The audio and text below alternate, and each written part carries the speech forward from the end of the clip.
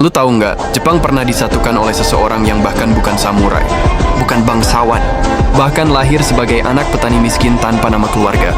Di zaman Sengoku, saat darah dan status sosial itu segalanya, cuman ada satu orang yang berhasil nanjak dari dasar paling bawah sampai jadi penguasa seluruh negeri namanya Toyotomi Hideyoshi. Dia lahir tahun 1537 di Owari, wilayah kekuasaan klan Oda. Namanya waktu kecil Hiyoshimaru, kurus, pendek, jelek, sering dibully. Ayahnya cuma prajurit rendahan yang mati muda, dan keluarganya jatuh miskin total. Tapi dari kecil udah kelihatan satu hal. Hideyoshi punya ambisi yang nyala kayak api.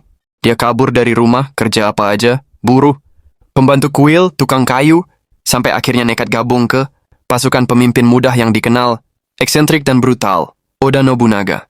Tapi dia bukan langsung jadi prajurit, dia cuma jadi pembawa sandal. Serius, tugasnya cuma ngangkat sandal Nobunaga. Tapi bedanya, dia ngelakuin tugas kecil itu sempurna.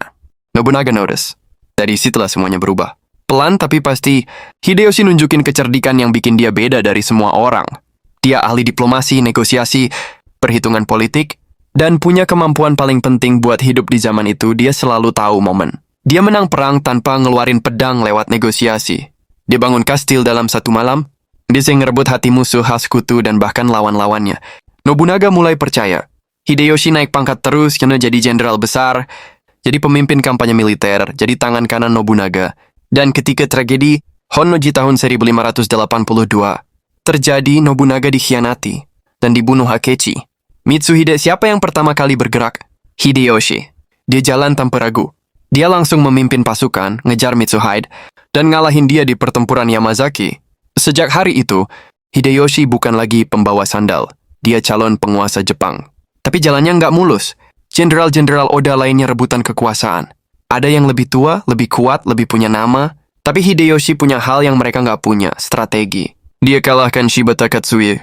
Dia kendalikan klan Oda. Dia ikat hubungan dengan Tokugawa Ieyasu, musuh paling berbahaya, lewat kecerdikan diplomasi. Dan dalam waktu singkat, cuma Hideyoshi yang berdiri paling atas. Perang demi perang, provinsi demi provinsi jatuh ke tangannya. Shikoku, Kyushu, dan akhirnya benteng raksasa Hojo di Odawara. Tahun 1590 Jepang berhasil disatukan. Bukan oleh Nobunaga, bukan oleh Ieyasu, tapi oleh orang yang lahir paling rendah, Toyotomi Hideyoshi. Setelah jadi penguasa tertinggi, Hideyoshi nggak cuma berhenti. Dia reformasi seluruh negeri.